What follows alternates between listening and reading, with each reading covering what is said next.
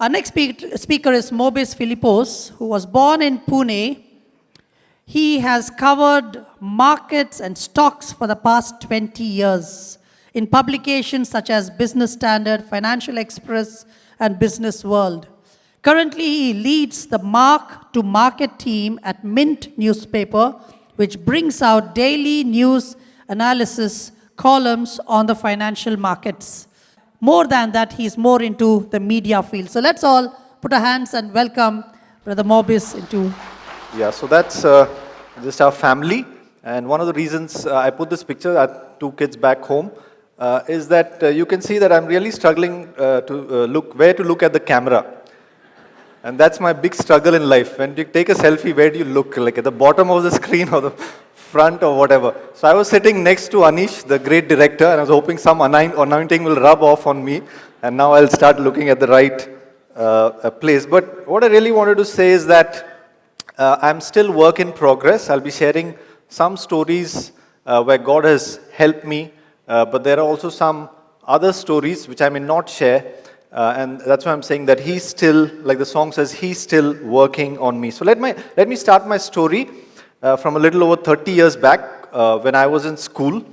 And it's just beautiful when I look back at the footprints of God, how He had planned what work I'm going to do, even now. So interestingly, back in school, my favorite subjects happened to be maths and English. And for the job that I do right now, we need to do some bit of maths, not like wizardry kind of maths for being a rocket scientist, but some level of maths. And you need to communicate in written English. And so I find it really amazing that, these are the subjects that I grew up enjoying. These were the teachers I enjoyed being with. And this is exactly what I need for my work now. And there's a verse, this is my school picture, one of the classes. There's a verse in Psalm 138 and verse 8. It says, "The Lord will fulfill His purpose for me, and your steadfast love, O Lord, endures forever." So it's the Lord who fulfills His purpose. He puts in a purpose for our life, and He fulfills it. And when we can see that, and then we can just flow with that, and then we can give our best to that. When we know that this is what God has called me to do, we can give our best to that. I just wanted to highlight that God is sovereign, and we can ensure that His purpose for us will be fulfilled. Joshua had asked us to speak on the 3 areas of purpose, integrity, and excellence. And I just found it amazing that in each of these things, it's God who takes the lead. He's the one who fulfills His purpose for me. He's the one, the psalmist says, who leads me in paths of righteousness.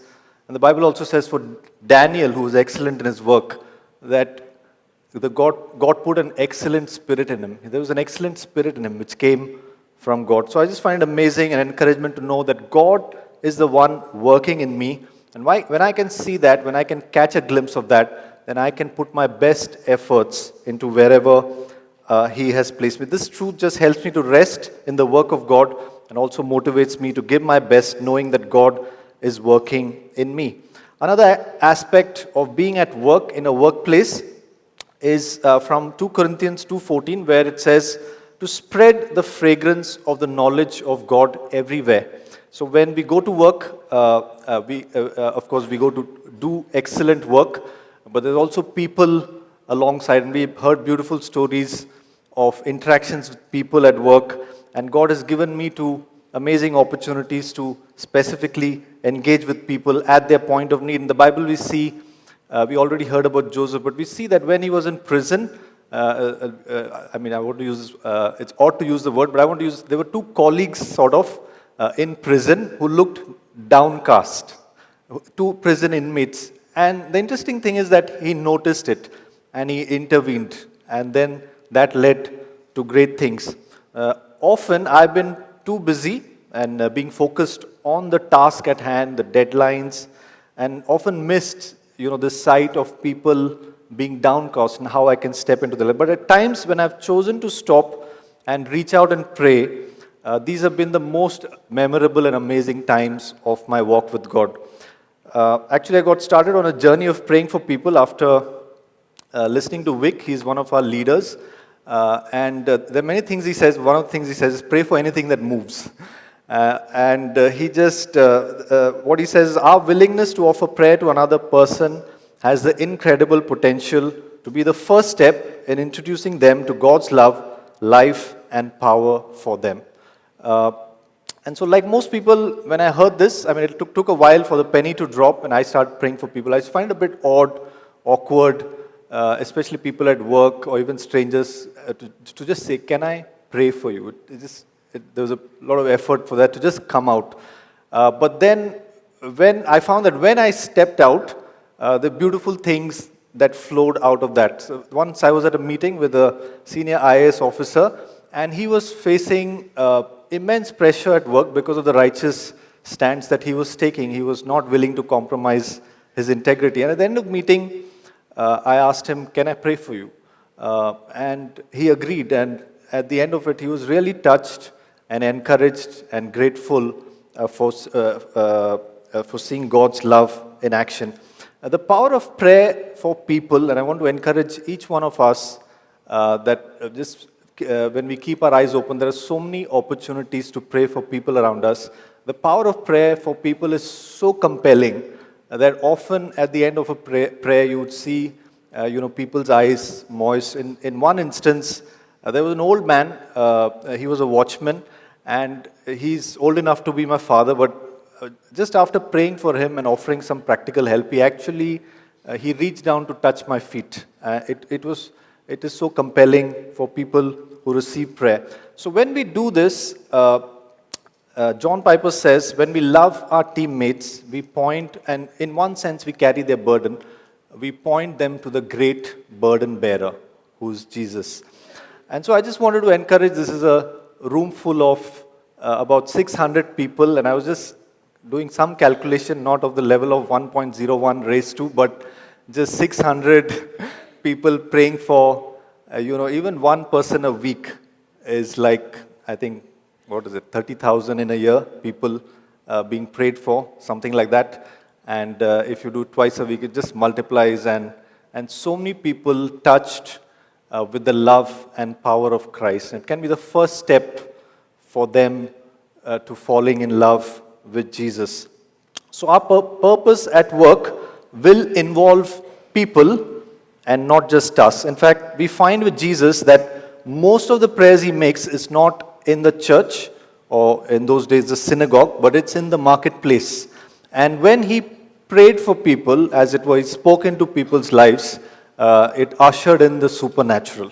And once I had this experience, I had already prayed with one of my colleagues, and he said, I'm having some pain in my heel. And like a good Christian, I told him, have you seen the doctor? And then I told him, there's this friend of mine, Vivek, who stays near your house, and he pastors a church. When he prays, people get healed, so why don't you visit him? And then I also prayed for him. And then when I checked on him next, he hadn't really got the chance to meet my friend. But then he said this, after you prayed, I was better. So I didn't really need to go anywhere. And it was powerful that God moved and did the supernatural. And I feel that when we only step in, God does the rest. So just to emphasize, these are just some of the success stories that I'm sharing. There are many times I have not been able to really step into such opportunities. Sometimes our kids, we find, are good reminders about our purpose, that our purpose is people. Our daughter Eliza had a wonderful story one day when she was, I think, just in the 3rd standard, and her teacher was suffering with kidney disease, and she was going through dialysis, and she had the courage to go and tell her, can I pray for you, in the class? And we were so amazed and that we were not doing it as regularly as we should, but she had caught the vision. The other day I was driving and running some errands with my son, and there was a beggar who came and knocked on the window, and I didn't do anything, and the signal was about to turn green, and then we drove, and he said, why didn't we help that man? And so I said, he's just about 4 then, and I said that we can't help everyone. And he said, that is not everyone, that is just one man. And that just really got me that just like Jesus, he even left the 99 to go for the one. The one is so important. And for each one of us, there's that one whom only we will encounter. And God has sent us to be that one for them. So may we be a people who also go about helping people, praying for them, and not merely going about our work. So that would be a big thing as far as purpose goes. I just put this slide. We typically have these, when we hear the word prayer, typically have these mental images. But what about these? You know, people at work, we see them downcast, and God would want us to step into their lives through prayer. I move on to integrity. Another aspect of representing Christ at work is clearly in the area of integrity. And whenever you hear the word media, you will have this question that integrity is typically compromised. You know, there is a bent in which writing is done. And honestly, I haven't experienced that. As in, nobody has come to me and said, we'll give you this, such and such, if you write such and such. So by God's grace, I've not had to face that. But still, God's path of integrity is a very narrow path. Often when we take a stand, brickbats are sure to follow. So in one instance, there was a company that we used to write against, and because their practices were a bit on the borderline, and but then they had not been exposed, so they just came hammer and tongs after me. They sent legal letters and so on. But at my organization, to its credit, my bosses, they stood by me, so that went really well. And then they filed defamation suits against some other journalists, some other experts, but by God's grace, I was protected. But the interesting thing is that they got exposed one day. They were involved in a big fraud. And so they were telling people, you're defaming us, but they got defamed by their own doing. But a few months later, what happened, something very interesting happened, that in solving this crisis, the fraud that happened, the government tried to do something to get the money back from them. And so when I spoke to people, is this the right way to go about things? It turned out that it may not be the ideal way. It doesn't set a good precedent. So I soon found myself writing an article. All these years I'd been writing against the company, and now they've been caught in a fraud. And soon I'm writing an article which seems like I'm for the company. And the people who were defrauded and they're waiting for their money to come back, they were so upset. Like they came after me on social media like worse than anyone ever, because they are seeing, I'm coming against this plan for them to get their money back. They started making accusations and so on and so forth. But we were clear that we had to write what is fair and what our convictions say it is. And it was so tempting because they said, this person is compromised. This person has surely taken money from this company to write such and such. And it was tempting to go and defend myself out there. But by God's grace, there was other influential people who were defending us and saying that, no, this is not the track record of this publication, this person. And so God saw me through that. Someone has said, get rid of integrity and everything is a piece of cake. So integrity will slow us down, but it will make us run a longer race. Integrity will slow us down, but it will prepare us for the longer race. I've often found also at work that our colleagues are often watching us whether we walk the talk. Once I was scheduled to take a jeep we had in our office those days, which dropped us from our office to the main central business area in Bombay, and it used to run every 1 hour. So I was scheduled to take that, but I just went up to the office to drop my bag. And my colleague who was waiting for me somewhere called me, and I said, I'm in that shuttle. That thing is called the shuttle. I said, I'm in the shuttle, but I wasn't in the shuttle, I was in the office. I was about to get into the shuttle. So somebody in office heard, and they had known that, I had converted, had become born-again Christian, and they shouted at Mobis, you're lying. You're not in the shuttle. And I said, I'm about to get into the shuttle, but there was I had lost the battle by then.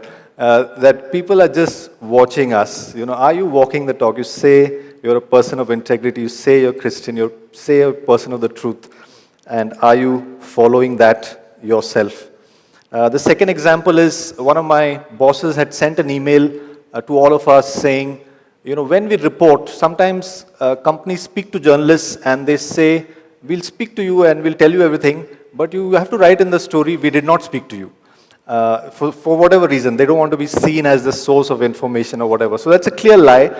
So my boss wrote a mail saying that, we will not follow this practice. We cannot cheat the reader. So my heart really delighted in that, and I wrote back replying to everyone. I said that I really value that, and I appreciate that about our organization, that we stand for these values. And that made a mark, because later when we were making promotional videos and so on, they asked me to do a video on integrity for our company. Moving on to excellence. In Daniel 6:3 it says, then Daniel became distinguished because an excellent spirit was in him. The Bible is clear that whatever we do with all our heart. When I was a kid, I used to think, in fact, that I wish Adam had not sinned. I could just play cricket all day and eat and sleep. Because he sinned, I have to work. But then obviously, I was thinking like a child.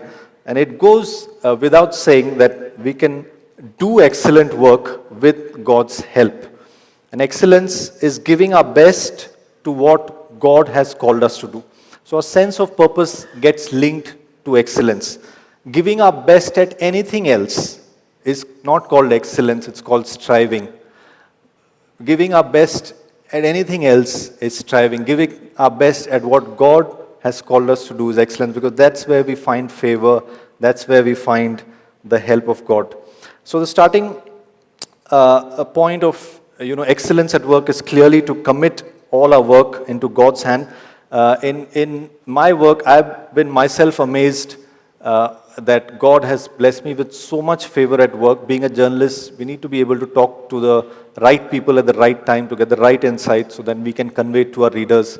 And I've just found this favor that these doors would be open and these insights would come, and whatever material is required for articles, it would come just at the right time. I've also been blessed with one of the best bosses I could have had for most of my working life, and his name is Manas Chakravarti, and he's been a role model for me in terms of the excellence he brings to the table, as well as a great support he has been for me. He's also a great man. He shared all his resources.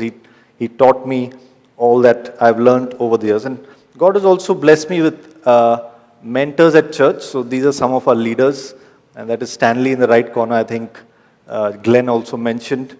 And the beautiful thing about having mentors from church is that they ask these questions.